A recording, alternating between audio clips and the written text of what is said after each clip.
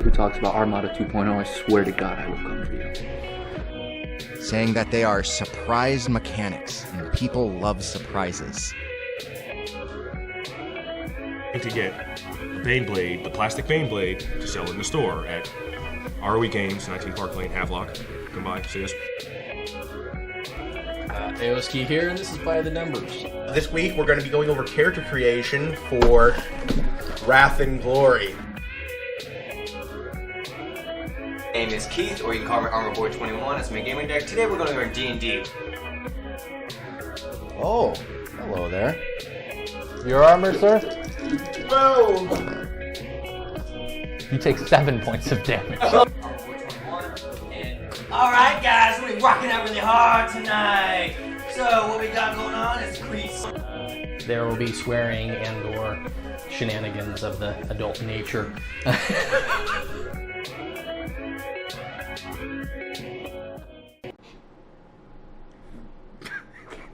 damn it!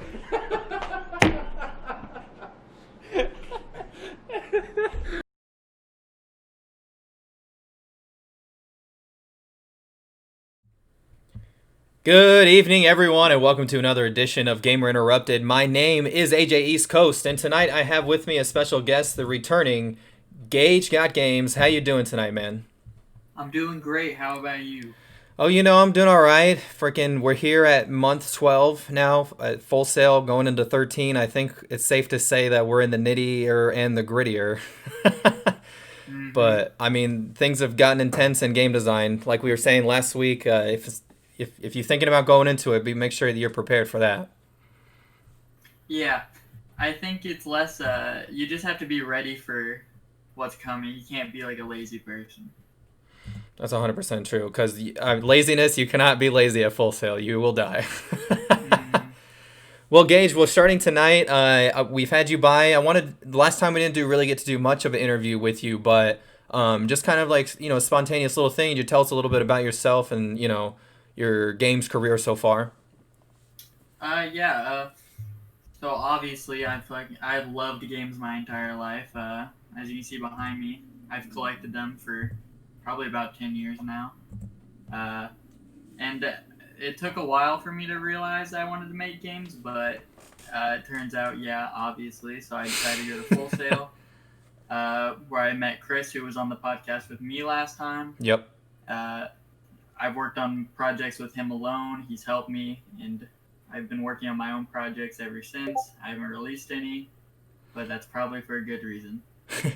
Well, a big update on Chris, now you bring him up. They had the Block Dodger update, a full rework of the art, a lot of bug fixes. I love it. And, Chris is making a lot of... It's my favorite update so far. Yeah. I think the scoring is much better. For those that aren't familiar, Chris makes a lot of mobile games. He's got, Anti-Pong was the one that took off from our previous interview. It's one of our first episodes on our podcast series on Apple or Spotify.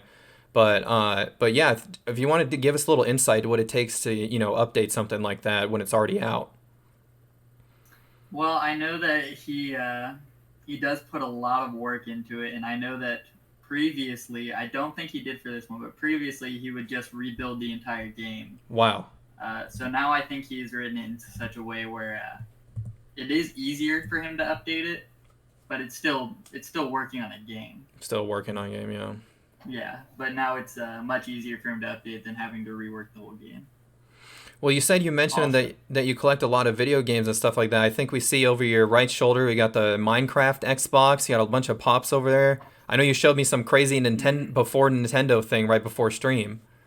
Yeah, I have my Virtual Boy right here. Virtual Boy. To my left, I have a probably 70 amiibo. To move ourselves into our first topic, actually, here we go. Look at this. 7 or 8 3DSs. Yeah, Gage, tell us what's going on with a 3DS now that you bring that one up. Well, they've killed it. That's it, huh? Which I think it's about time. It's lived its life. I mean, when it came out 2012, I believe. It honestly probably should have died a little earlier. I agree. I mean, Which it's probably the best handheld system that is only a handheld, so you can't compare the Switch. well, it's beyond the Switch. You know, I think once the Switch came out, like you said, it died. A lot of people, stopped getting it, but there was still a lot of people still had it. I remember people saying, "Oh, I need to go get the Switch so I can just play Pokemon." You know what I mean? Or not the Switch. I'm sorry, get the 3DS just so I can go play Pokemon. But it's also pretty revolutionary as well because the 3D technology. It was one of the better handhelds for the primarily of the last decade.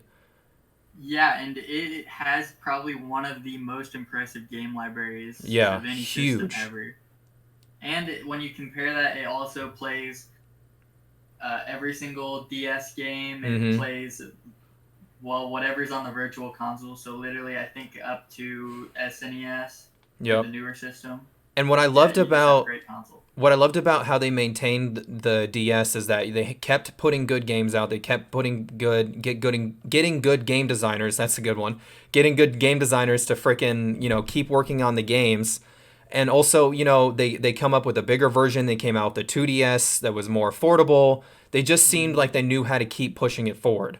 And, the backwards compatibility thing was awesome. I got to play SmackDown vs. Raw 2006 on that thing, which I haven't done in forever. I have the 2010 version. 2010, yeah. But it also brought people together, and they pushed it all the way up, up until the very last, the Hawaiian Pokemon. I forgot which one, the name of that one. Sun and Moon. They pushed the marketing. They pushed the series, all the trailers, all the way up until the last minute. But it's officially now we can say retired. Which is kind of sad because for me, I loved collecting the system. Yeah.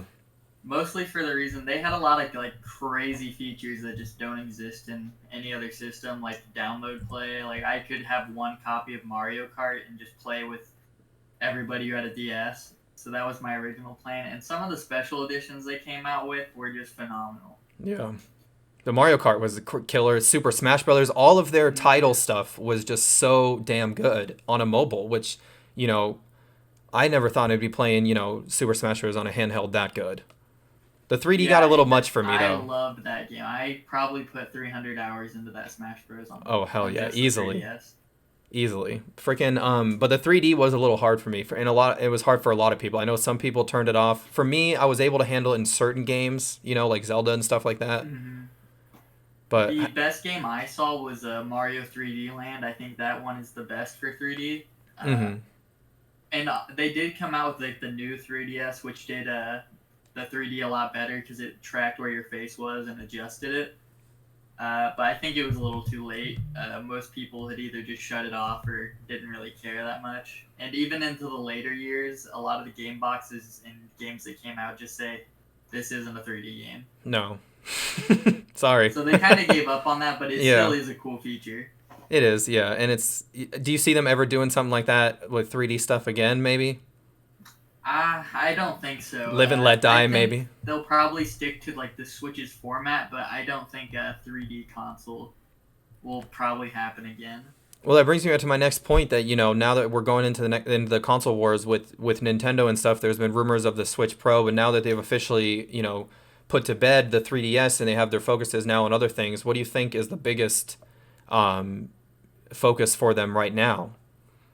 I think their biggest focus should just be putting out games. I think so too. The Switch has this tendency to just release a ton of hit games and then die. Fallout, yeah. Because before tomorrow, Mario All-Stars 3D comes out.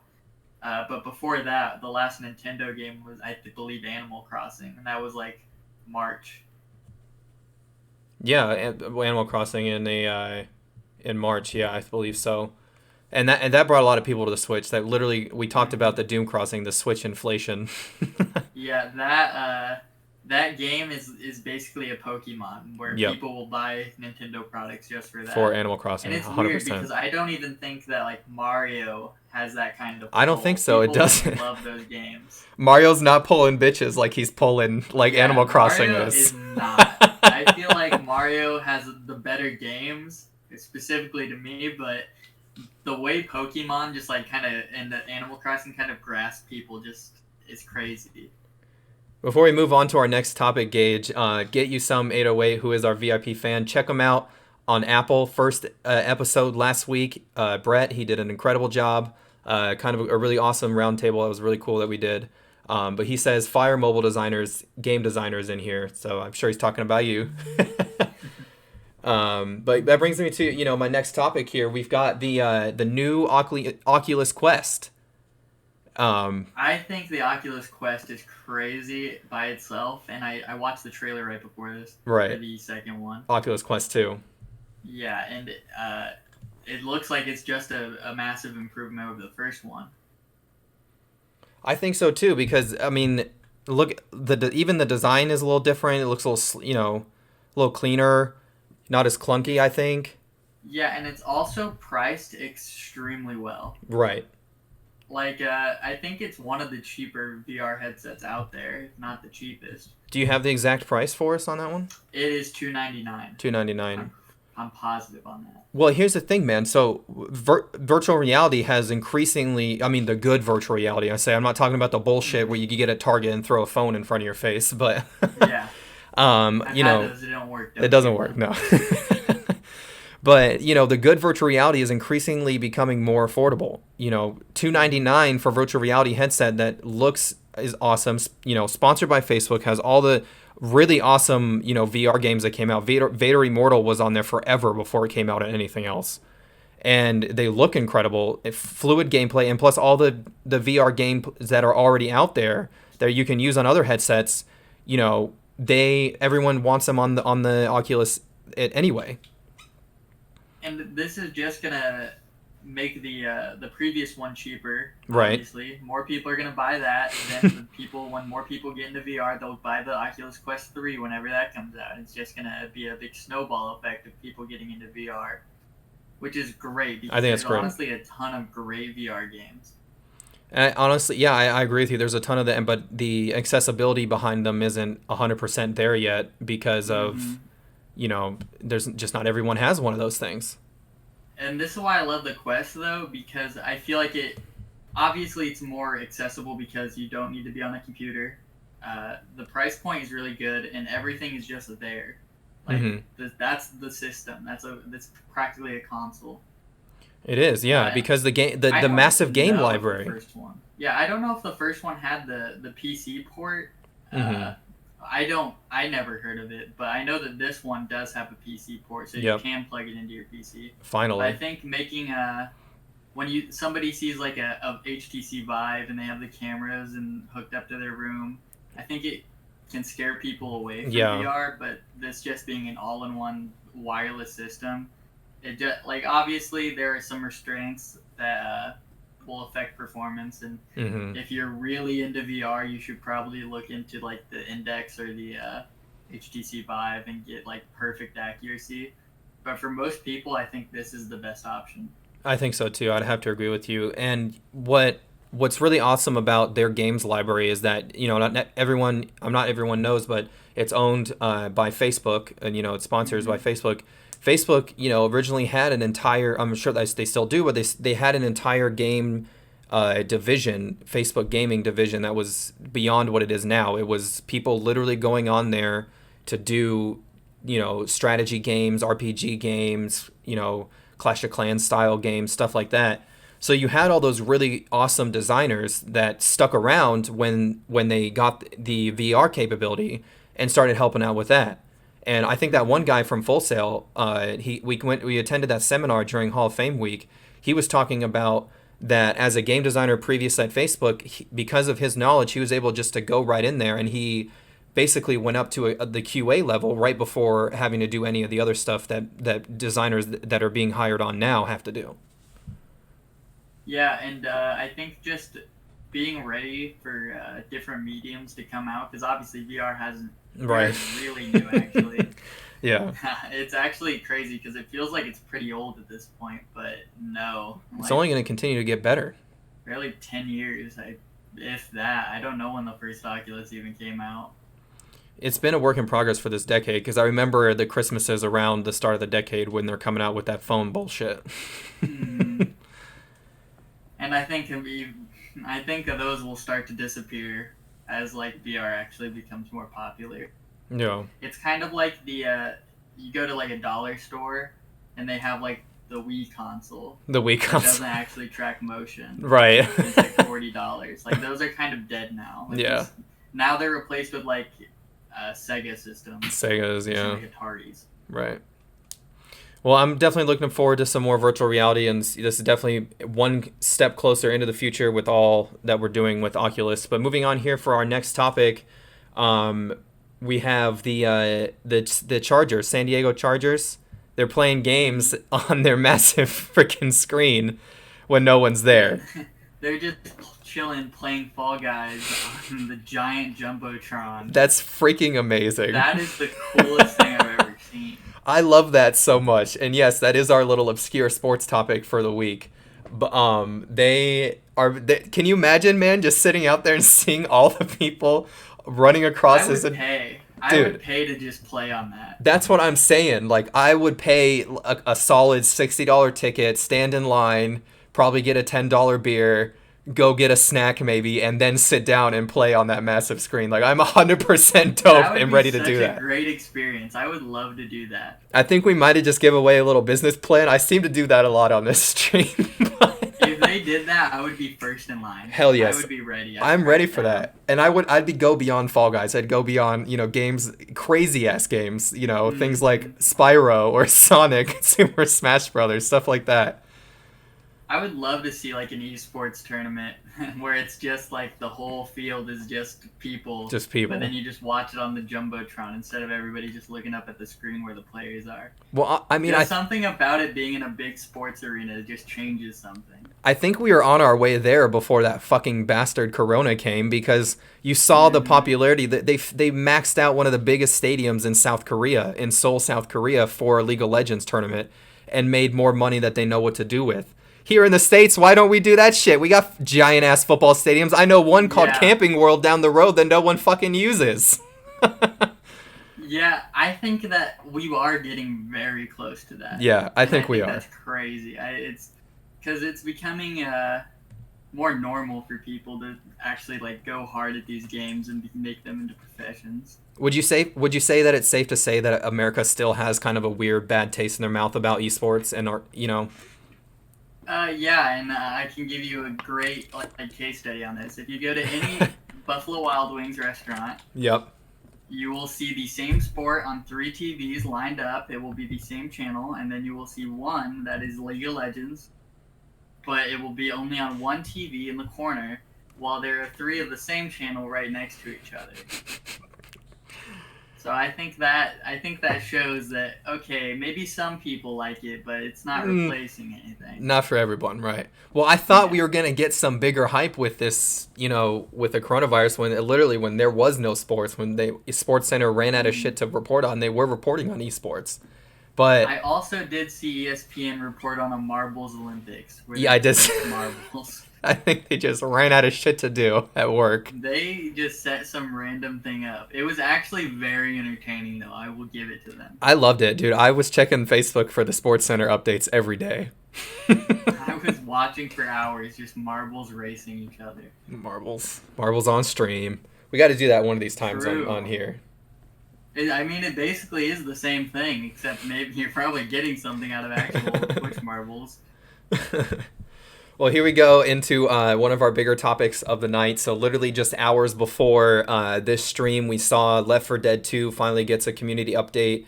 And it looks like it's got the green light from Valve a little bit, and everything looks good. I know you watched the trailer. I didn't have time to because of homework. Could you tell us a little bit about Left 4 Dead 2 making a resurgence? I mean, it's still available on Steam and stuff like that, but it's nowhere near to what it was, It's been 10 years since it's actually been updated or anything. So basically in the update, it was either 15 or 25 new survival maps, new melee weapons. The coolest thing for me was they were using unused character lines, which I like seeing that kind of stuff. Hell yeah. And then they were doing little patches to the PvE, or not PvE, player versus player. So I think the monsters versus the humans mode. I don't remember what it's called. Yeah. it's a very cool thing because it's being updated after this long. But the update itself is kind of lackluster because of community mods existing. Right. So I don't know. I'll probably try it out. But if it was like a whole new campaign mission, Mhm. I would be ecstatic. If But this was a hopefully Valve this shows reboot. Valve, yeah, hopefully this shows Valve that like people care about this game and they want. I hope more. so. They need to pay attention to the numbers to this because a Left 4 Dead 3, especially on the next gen, would kill it. Mhm. It would fucking kill it. Because I It would remember be like the Dead Rising. Like Dead Rising always is like an upgrade except for 4, but every console like they just expand on how many zombies can be on screen. That's the whole Right. point. It's Mhm. literally the same thing for Left 4 Dead. It's just this is a crazy fun zombie game. the amount of freaking CPU is increased so more zombies can run. And I think even if it's not Left 4 Dead 3, I think we can expect like a spin-off like a Half-Life Alyx kind of thing. Yeah, I can see them doing something like that. I know that the guys over at Earthfall, the designers behind Earthfall, they base their entire game off of Left 4 Dead, but when you do that, you kind of fall below the starting line because you kind of just were hoping that a bunch of people would be like, here's a Left 4 Dead similar game and see if I can jump into that. So if Valve can literally do that with the lore and everything that's already behind the Left 4 Dead universe, people want it. You know what I mean? People are asking themselves, why the hell all the time did we move on from Xbox 360 and playing Left 4 Dead 2 with people? I hear that all the time, and when people complain. I feel like a lot of games have actually copied Left 4 Dead because there was that World War Z game. Mm-hmm. There was Evolve, which I know was supposed to be like a spiritual successor, but then failed. Than what the one you were talking about, but the World War Z one, it was very impressive, especially for being like a movie game, basically. Movie companion, yeah. Like the way the zombies move is insane in that game. On top of each other. All the competitors, I think that was probably the best, but like it was also just like it didn't live up. It was kind of just boring. Well, and also think about, Left 4 Dead was a requirement on so much communication between people because at any time things were going on. And they had little puzzles at the end, like almost little raids, I guess, that you have to put together. There are always things that you could do. Like if you bump into a car, yeah, the siren will start going off and a wave will come. I think all those little details really just help make the game like fun because you can either play the game to like completion and try and get like the best not score but like best time. I think it's something like that. Yeah, the best. Yeah. Or you can just like have a fun time with your friends and like, oh, I'm gonna shoot that car because it's gonna be really funny. Right, 150 zombies gonna start coming at us. Let's go. Mm-hmm. But yeah, man, I think the fan base is still there. But like you said, this could be a little lackluster because of the community stuff. But we're hoping that some more stuff comes out from here. Final topic before we get to our meat and potatoes. We're about 5 minutes from our PlayStation 5 review. Outer Worlds Part 2, or I guess a second DLC, I should say, coming now to Outer Worlds. Let me just say this. The Outer Worlds, in my opinion, was the almost the indie AAA style game that we were needed for. I say that because it wasn't as pushed as big at start as usually games like at that caliber do. And but people, they went and played Fallout 76, and yes, this is now, I think, stream 4 where we've shit on Bethesda. Fuck you, Bethesda, for doing that to Fallout. Fuck you. I hate you so much. But people, they knew that people were looking for that, and you got the designers behind Las Vegas or freaking Fallout New Vegas to help out. That's fucking sick. And this was the game that we needed in place of Fallout 76, and I played through it. It's a lot of fun. It really is just freaking New Vegas with a new title on it. Instead of being in Las Vegas, it's just like New Vegas but in the earth. I mean, in the space. But a second DLC, warrants this because this is what people want. They want to have a good paid experience that they're willing to pay more for to continue this experience. Yeah, and I think that a DLC will help push it because they are working on the second game, I believe. And I think that just creating even just new franchises in general is just better for the industry because, I mean, If you think back to like any one series, there's probably like 15. Yeah, okay. Even for the PlayStation event, I'm gonna get a little ahead. Final Fantasy 16 was just announced, Hell yeah. and it's kind of crazy that games can last that long, but it's only like a matter of time before they'll either get stale or they'll change beyond recognition. So it's good to see that like a new IP is getting like so much love and attention. Hell yeah. And something so good as freaking as the Outer Worlds. The gameplay's fluent. The player choice is really good. Just like what to expect from that kind of game. And a part of me, I might be fantasy booking this, but a part of me feels like they were like some huge ass argument at Bethesda. Should we do something like Fallout or should we do this? No, and some asshole was like, let's do Fallout 76, and everyone was like, well, all right, well, I'll just go play Outer Worlds then. Yeah, and I'm just gonna say, what happened to Fallout Miami? That got announced the same day. Right, what happened to that shit? Nothing has happened. I was more excited for Fallout Miami than anything. I just, dude, that's funny that you bring that up. I haven't thought about Fallout Miami in forever because nothing fucking happened. I literally saw, I love games, and this is why I'm really excited for the next Call of Duty, because it's in parts of it are in Miami. I love neon lights. I love Hell neon yeah. colors. It makes everything so cool to me. I love it, and I just can't believe we haven't heard anything else. It's like the next Dead Island 2. Yeah. Just throw it out there. Fallout Miami. It'll happen. Who knows? Dead Island 2 is also just a tragedy. Yeah. I don't know much about that Dead Island 2 tragedy. Dead Island 1 is actually terrible, but the trailers are amazing. I do remember that. Yeah, I do remember that now that you say that. The trailers were like, this is going to be the coolest zombie game ever. Yeah, and it was not. The game was actually quite terrible. It was not. It's very glitchy. ObserverCon bot says, I've never played Left 4 Dead. I highly suggest it. Head over to Steam and at least download it. I'm sure it's mega cheap. I can't imagine it's got to be under $20.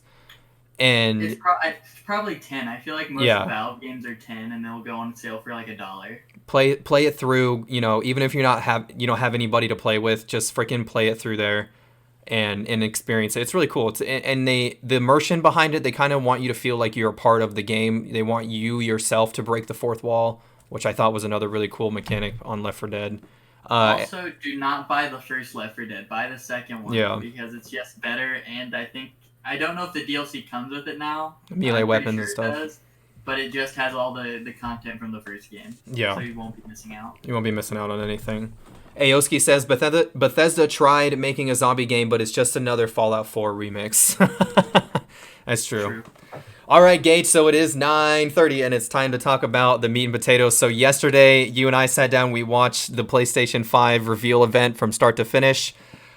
Let me just start off by saying, holy shit. It was a good one. Yeah, dude. They came out swinging, bro. They said Xbox did good. They released their price, and I knew this was coming. I knew they were going to do something big, and, they were just like, here is all of our moxie all at once. I think they opened it up with opening it up with Final Fantasy 16 was actually good. I think opening up with these like long trailers is like amazing because unless you're Nintendo and you show Dragon Quest 9 for the 15th time and then have Dragon Quest 9 direct, it doesn't work. But this one worked really well, and the games they showed were like fantastic.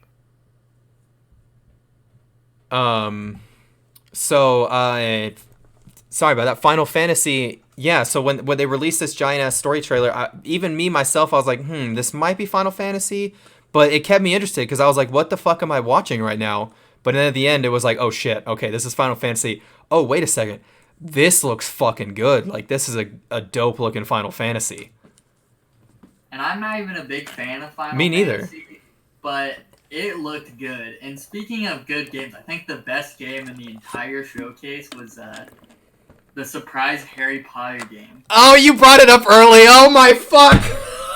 The Harry Potter game. I'm not even a Harry Potter person, but it looked incredible. Holy shit. I was literally fucking shaking, guys, when I saw this trailer for Hogwarts Mystery, or Hogwarts Legacy, I'm sorry. Holy shit. you finally get the option for an entire Harry Potter world at Hogwarts and Hogsmeade and the Forbidden Forest and going through the castle and everything all at once. Like, you finally can do this shit without the freaking constraints of the movie story behind you, you know? Yeah, and I was like, oh, it's gonna be really limited to the right, mansion. the movies. I was like, yeah, that's gonna be a cool game. But then, like, after that, they show the mansion for like 2/3 of the trailer, and then they're like, oh, and then there's all this extra stuff you can go explore, and I was like, oh my god, this looked so fucking good. It was the craziest thing I've ever seen. I've never been more impressed with the game in my entire life. No, dude, and we don't even know much about it. We just saw from what we saw. That was probably one of the best trailers I've ever seen. So, I mean, to bring, come back now from our fan sense into the middle, more of the journalist sense, we saw a lot of people come back and say that there was rumors that there was going to be some kind of Harry Potter RPG, and then a bunch of people made some fan trailers showcasing some cool stuff, and then taking stuff from previous Harry Potter games and throwing them in there. And I was like, you know what? I don't know if this is true. I'm just going to sit and wait to see that it happens. Didn't hear much from it. There wasn't any, like, hey guys, they're going to say something about Harry Potter. Just boom. Freaking Hogwarts mystery or Hogwarts legacy. Oh my god. And here's to throw in a little superstition. This is crazy to me. I order like this, it's like a monthly box, like a subscription box, and it just gives you like 3 to 4 just random games from different consoles you choose. Yeah. And it came the day of the PlayStation conference, and one of the games in there was like the last Harry Potter game to come out. Really? I was like, oh, that's weird. And I opened it literally minutes before the conference started. I was like, whoa, that is a coincidence. Well, I mean, the biggest thing for me is that you're going to finally be able to have full exploration of the grounds. And, he said, go through every classroom, do potions with your friends. I'm considering, are we going to introduce, do you remember that Quidditch game that came out it was on the GameCube, it was on a bunch of stuff. Are we going to reference that in this game? Am I going to be able to go play for Slytherin and fly around on this Quidditch thing? Because if that's it. I've officially achieved what I've needed to achieve in video game. And until someone else comes up with something fucking life-changing like Ready Player One, that's it. This is the fucking game for me. You know what I mean?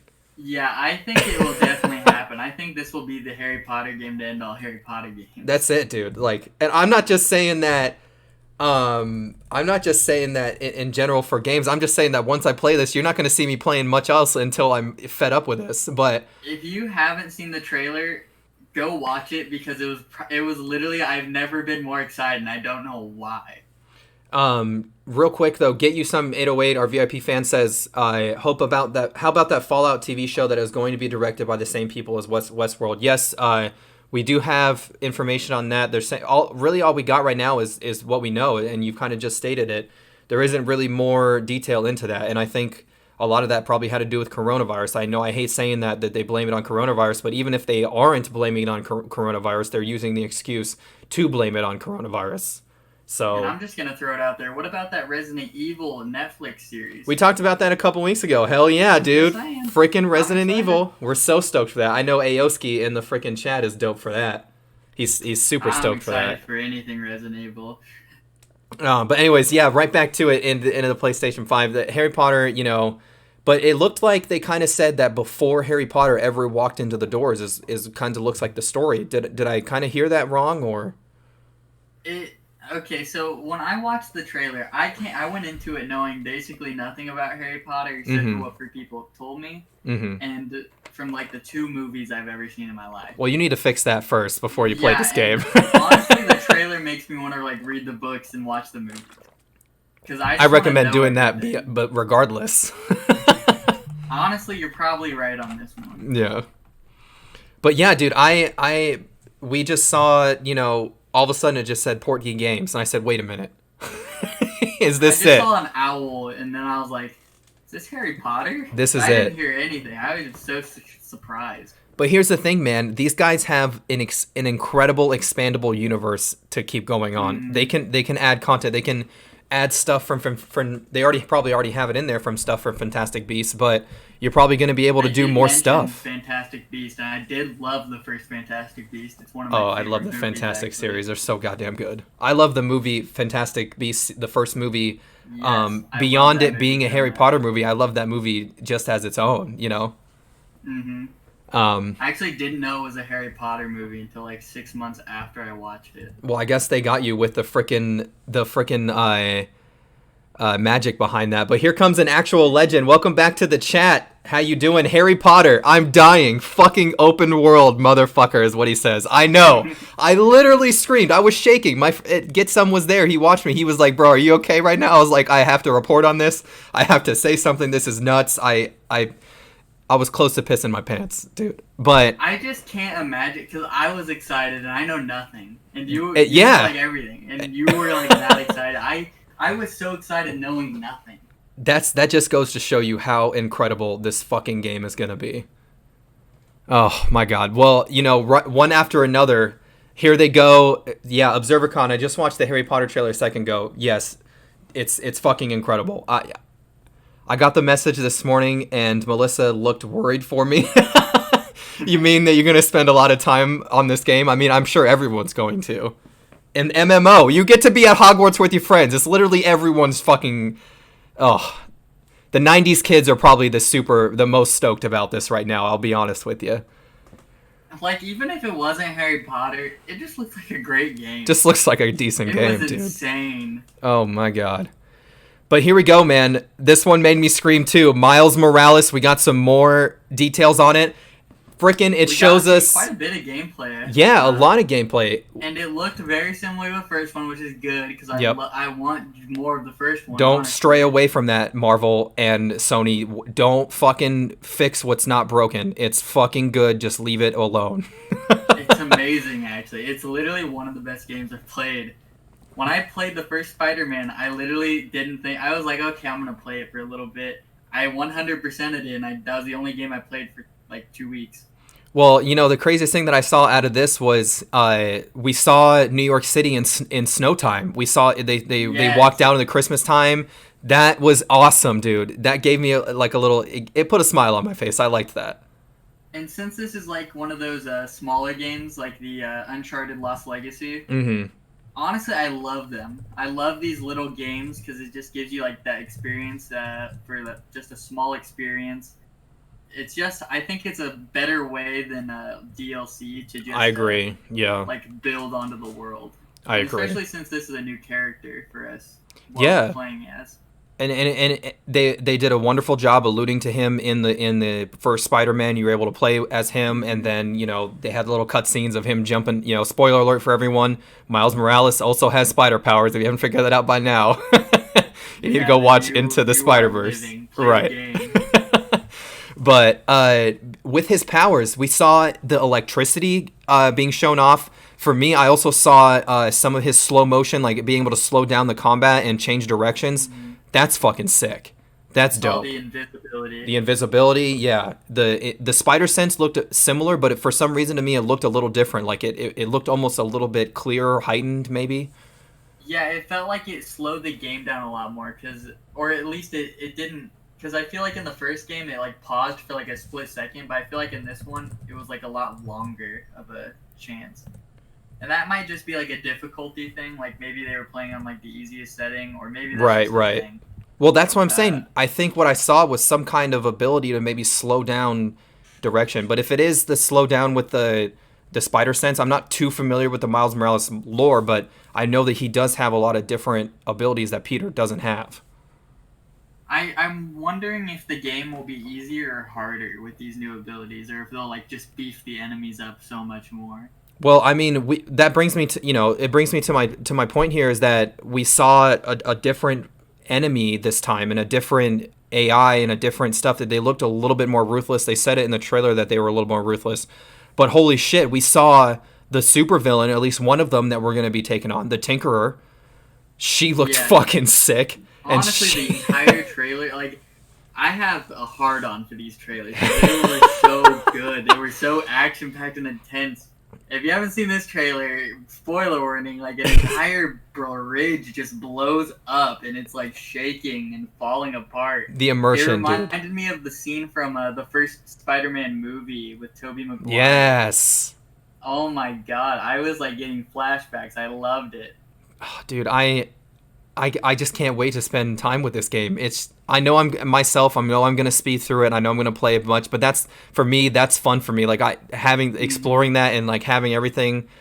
I just can't wait, dude. And for me, like you said, with if the enemies are a little bit, I wouldn't say nerfed, but a little bit less, they don't have as harder to kill. I'm probably just gonna bump that difficulty up and give myself that challenge anyway. Because I noticed that within like the first 3 hours of playing the Spider-Man the first Spider-Man on the PS4, I was able to just mow through missions way too quick. But who knows? Like you said, with these new abilities, it might be a little harder. Yeah, I think one thing that they need to change is side missions. I think because there was only one really good series of side missions in the first game, and that was like with Tombstone. Well, I really like which I thought was incredible. I really like the Black Cat one because Black Cat is my favorite. She is my muse. Yeah, I think that one's good too. But then there were ones that was like, "Oh, Spider-Man, go beat these people up." Yeah. And that was like it. But like the Tombstone one felt like it was just like a small story. Just a small one, yeah. And same with the Black Cat, and that ended up leading into the DLC. Mm-hmm. I'm telling you, whoever they got telling stories right now, they're doing a wonderful job. Continue doing it. Mm-hmm. Well, I think we're talked enough about Spider-Man, but we're moving now to Black Ops Cold War. Amazing trailer as well. Holy shit, they came out swinging. They swing for the fences with this one, dude. Freaking! I love when Call of Duty is just insane like this. And I was talking with my friends about how everyone knows I hated a lot of the Call of Duties that came out. I never played Black Ops 3. I didn't play Advanced Warfare very often. Infinite Warfare, none of that bullshit. I didn't really like it. I liked Ghosts, but not many people liked that. It kind of died really quick. And I'm enjoying, like I said last week, I really enjoy Warzone. I think it is the greatest battle royale out there right now. The Call of Duty Modern Warfare game that came before it is still really good, and the multiplayer is really good, and it's led us to an incredible age of esports with that as well. But how fucking ever, Call of Duty Black Ops Cold War, we get to go to freaking Vietnam. We saw this awesome trailer of them flying through the freaking runway. They had the RC car. They ran off and blew up the plane. The RC cars returned. My friend said the multiplayer is going to be toxic again, but multiplayer probably will be toxic. That's just a Call of Duty staple at this point. Just a Call of Duty staple. But the biggest news that they said right at the end of the trailer, Gage, and if anyone is listening right now, depending on when you're listening to it, but if you're watching live, go to your PlayStation and download the freaking alpha right now because it's available this weekend, and that gives us some time with it before we have the beta, which is going to be open. You can also do I looked into it as well, some research. The next gen upgrade is only $10 more, so you get the PlayStation 4 game for Call of Duty Cold War, and you get it on the next gen. And I think if you pre-order right now, you do get access to the beta. I'm not 100% sure if that's going to be open for everyone. They haven't really said. They haven't really been too clear. It's if you pre-order it digitally. Yeah, the pre-order digital. But yeah, you get the beta. I think there's some in-game stuff that you can use for Modern Warfare and Warzone. There's just a lot of stuff with this, man. And this is awesome because the next gen needs this. Call of Duty needs this. They need a big freaking win with this, dude. And I think this is just building off of Modern Warfare. I think this looks insane. I think this is gonna kind of breathe more life into Call of Duty. So, like Warzone has. What are they gonna do with Warzone now? I heard that there's gonna be some rework, some movement back and forth. But here's the thing: you've got Warzone as its own free-to-play entity. Does that stay the same, or do we have some movement in? I think that if you own Call of Duty Cold War, it would make sense that you have access to maybe a different map. I don't know because I watched the Call of Duty reveal and specifically David Von Der came out and he's like, and we'll be building into the next iteration of Warzone. So I think it might turn into its own separate thing. But if they're trying to because the first Call of Duty Battle Royale was Blackout. It was okay. But I think they're just trying to build up a brand, and Warzone will be that brand. So I think it will just be more of like a big mode for the game. A big mode, yeah. Will be like, hey, I want to play Warzone on Modern Warfare or Cold War. Yeah, I want to play on Cold War, yeah, for sure. I'm excited for a lot of the weapons. The 60s and 70s had some interesting times of weaponry. I saw some of the Vietnam stuff, probably running around in Vietnam a little bit. We got to do it a little bit in Black Ops 1, but it was more of like, you ran and you saw a battlefield of Vietnam instead of actually being there. But I don't know. And for the multiplayer stuff, I'm very excited for the multiplayer in this game. They said it's going to be life changing. This Treyarch is always has this way of like adding different movement into the games, like that Infinity Ward never does. Like they have swimming. Now there's like boats, vehicles, and stuff. Yep, all that I stuff. just love that stuff. From the multiplayer reveal, it reminded me a lot of like Battlefield. It was very cool.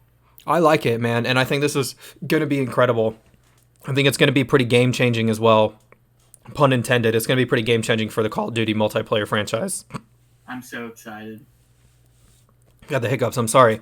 So moving on, we've got they released some more information for Death Loops. It's the 1970s looking style spy game, but all the spies have different abilities and powers. And what I really thought was really cool is that they kept the style of the gray box as the art, and they just kind of like shifted it to look nice. This is the first time I've ever seen gray box look that cool. You know what I mean?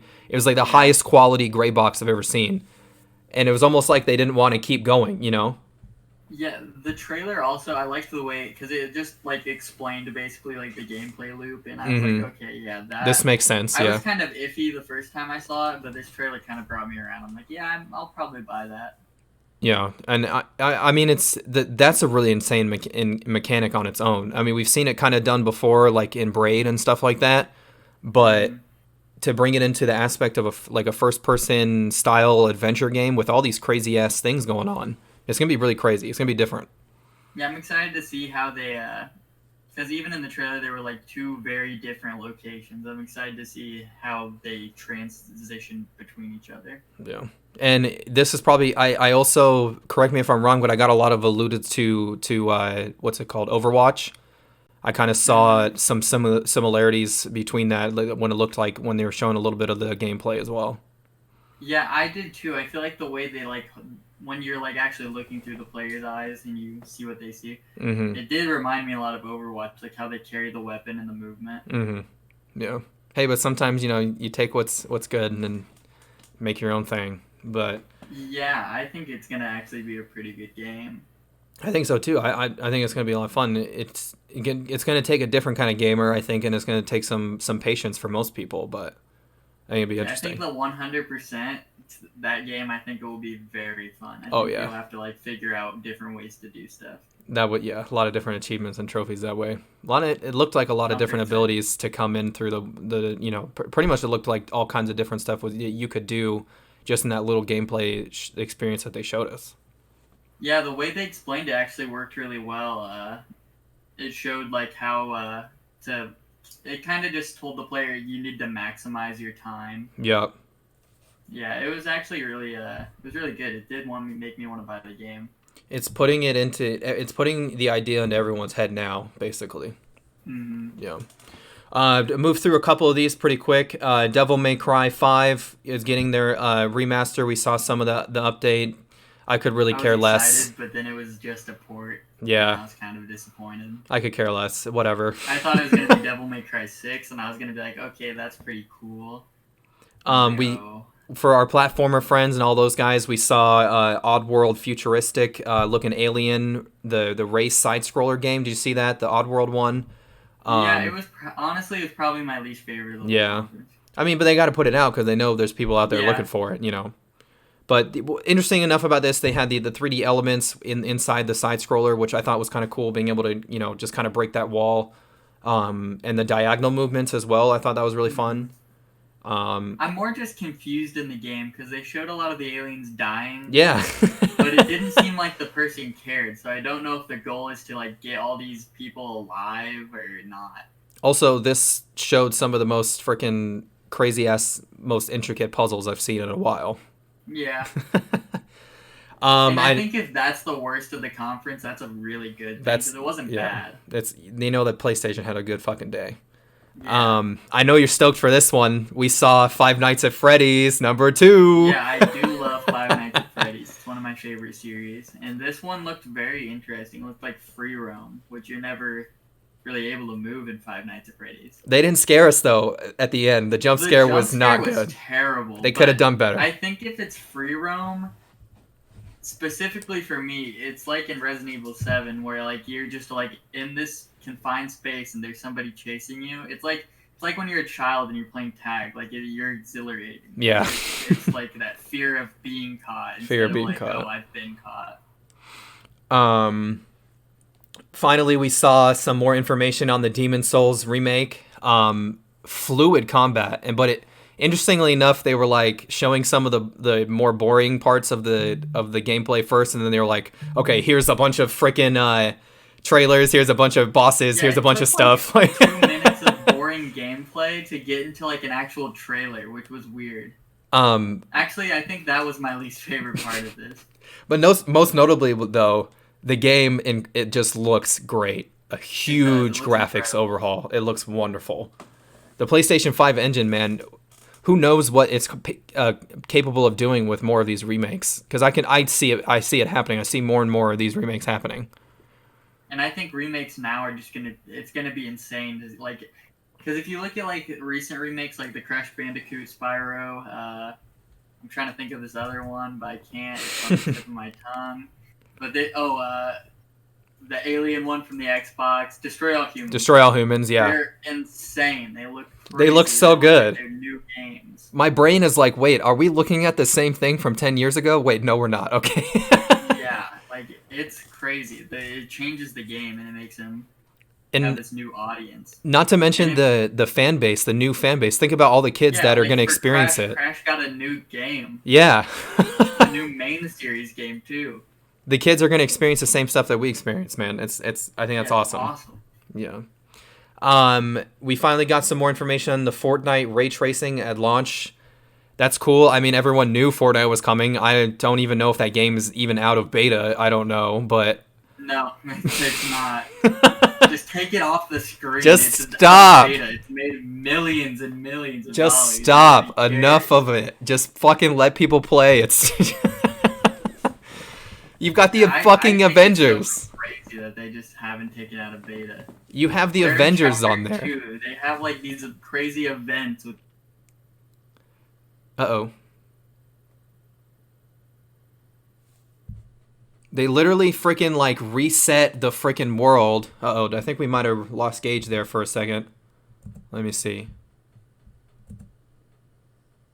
And an actual legend says remake KOTOR for all consoles. Dude, I know. They've been asking for that for a real long time. But yeah, sorry about that, guys. It looks like we lost Gage there. His video froze up on my side. It's literally just a picture of him smiling. We'll see if he can connect back. But to wrap up some more, the PS Plus connection, they're talking about... basically, this is like a PS Plus version for the PlayStation 5 that has all of the greatest hits, I would say, of the last decade. You've got God of War, Battlefield 1, you've got, the Monster Hunter Iceborne, you got all of these games in there that a lot of people enjoyed from PlayStation from the last decade. Problem with that is I already own every single one of those, but for people that are coming into the PlayStation 5, they're going to be able to subscribe to this service, get all these classic hits, experience them on the PlayStation 5, have fun with the freaking gameplay, all that great stuff. It's going to be nuts. I can see a lot of people subscribing to that. And in this aspect, it is also the response to the freaking Xbox Game Pass. It's a response to that because, like I said before, the Games Pass for Xbox One right now is just fucking incredible. It's just great. It's wonderful how it is for every single casual gamer. You've got everything that you can imagine. There's no reason for you to be bored right now if you own an Xbox and you have access to Game Pass. It's wonderful. And that, I think, is what they're aiming for the PlayStation Plus connection. They're aiming for a greatest hits version, just like in Game Pass, where they have, all the Gears, all the Halo, stuff like that. They're looking for the greatest hits. They're looking for more people to be excited about the previous stuff. Plus, the younger kids that, that grew up in this past decade, that maybe they have the PlayStation, but they didn't really experience some of the more mature games like God of War and stuff like that. But to wrap everything up, I'm sorry once again that we lost Gage, but November 12th, guys. November 12th, freaking the PS5 is live, and we will see you then. We had I guess there was some pre-order stuff that happened last night. I was looking this morning to look up and get it, but they looked freaking like they went out real quick, that a lot of people were able to pre-order them. I saw some people posting about it on GameStop, and it was just happened within a matter of moments. Sony has promised that they're going to continue to make more to meet this. Obviously, they're trying to get people nervous for the holiday demand. November 12th is right before freaking Black Friday, so of course they're going to push out more. Of course their targets are going to be overrun with fucking PlayStation 5s. I hope. And I really hope that this allows people, to get the console at least before Christmas if we can, because a lot of the hardcore gamers want to experience a lot of the PlayStation 5 stuff before Christmas and after Christmas. But I have a fear right now that, things that it might end up being that way, that people might have to wait after Christmas. So we'll see. But that's all the information that I have for the PS5 event. I'm going to now cut on over to, let's see if we could got Gage back after I did this little rant. There we go. Hey, we just got Gage after I finished this little rant. I'm not sure how much you heard of that, Gage, but... Yeah, I was here for a little bit. I just didn't want to interrupt. No problem. But yeah, what were you saying right before you cut out? I'm sorry. I want to know more about the Fortnite ray tracing. I had never heard of it before. Yeah, the Fortnite ray tracing. I mean, I guess that ray tracing is finally going to be in Fortnite, and it's going to make the game a little bit smoother, especially being able to aim down sights, and hopefully it fixes the bot issue, because the bots are just fucking ridiculous. Take the fucking bots out of that goddamn game. Yeah, the bots are a little ridiculous. They're so easy. They don't do anything. So easy. I think maybe the bot areas are fine, but not the actual bot players. Yeah, so some of the thoughts that I was saying with the PlayStation Plus connection, any last minute thoughts on that? I know we usually do a top 5 tonight, but I'll be honest, I didn't come up with one, and I kind of just wanted to focus on the PlayStation 5 events knowledge. But yeah, so what do you think about the PlayStation Plus connection, the greatest hits era, I should say? It's insane to me because it's just a basic PlayStation Plus subscription. If anything, I thought they would do it from like PlayStation Now. Right. I don't know if that's even going to be a thing going into this next console. But it was like, I believe it was all the greatest hits games, which was just crazy. There was just so many. Yeah, so many. They were all just like the best quality games of the PS4. But we owned every single one of them, as you know, and we've played most of them. But if there's stuff that's not really, that people didn't get the opportunity to play before, I know a lot of people didn't really look into Monster Hunter as much. I know it didn't do as hot in the American market as that they intended. But, that's a big one. God of War, stuff like that. Plus, they ended they ended it with the God of War symbol saying that Ragnarok is coming soon. So another God of War game. Yep. And I'm pretty excited about that. I just finished the first PS4 God of War. Hell yeah. Well, to wrap this up, Gage, do you want to tell us some pricing information that they're going to say for November 12th? For the PS5? Yes, sir. $4.99 for the disc tray version and $3.99 for the discless version. It's honestly great pricing. Yeah. Well, man, if you want to do a top 5 real quick, I just thought of one. I was thinking maybe since we had the topic of a lot of Call of Duty, we talk about some of our favorite first-person shooters, if you'd like. If you want to start us off with our top 5 of your first-person shooters. 5 is probably Far Cry. Hell yes. Which one specifically? Specifically, 3 is the best. Bro, we were on the same wavelength. That was what I was going to say. Far Cry 3 is mine. 3 is amazing. Well, I'll move right to 4. I really enjoy Destiny 2. I think it's fucking wonderful. And I came back into it now that the things are coming out. We have the new updates coming out in November for some more campaign stuff with Destiny 2. Destiny 2 is a wonderful first-person shooter for me. Number 4. To the next one, I'd probably say... first-person shooter. I was about to say Splatoon. I'd probably say Left 4 Dead then. All right, yeah, Left 4 Dead. We'll take it. Hell yeah. For me, I'd have to say the Call of Duty World at War. I really enjoyed that one. Yes. Great game. It's a good story. Number 3 for you, sir. Dang. I'm going to say Borderlands 2. Ooh. I know. If Doc was listening, he'd love that you said that. It's like one of my favorite games. I still haven't played 3, and I've owned it forever now. Number 3 for me, I would have to say Wolfenstein, the new Colossus. So good. Loved it. Number 2 for you. Number 2 is definitely Call of Duty Black Ops. Yes, first one. Specifically for zombies, because I just love the zombies. Hell yeah, dude. Getting everything. Let's see. What are we at? Number 2 for me? Yep. Number 2 for me, drawing a blank here, but let's see. I keep thinking a third-person shooter is off my head. That's what I was doing.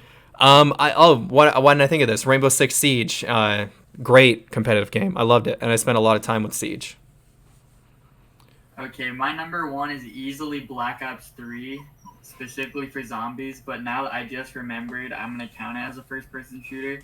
Resident Evil 7. I'm switching out my Hell number 2. yes, Resident Evil 7. I might have to close this one out with an old Call of Duty. And not a lot of people know this because it's just I love this game so much, but GameCube exclusive Call of Duty, Call of Duty Big Red 1. Loved that game. Loved that game. Well, guys, that is it for tonight. All of our segments. Thanks for sticking with us at the end there.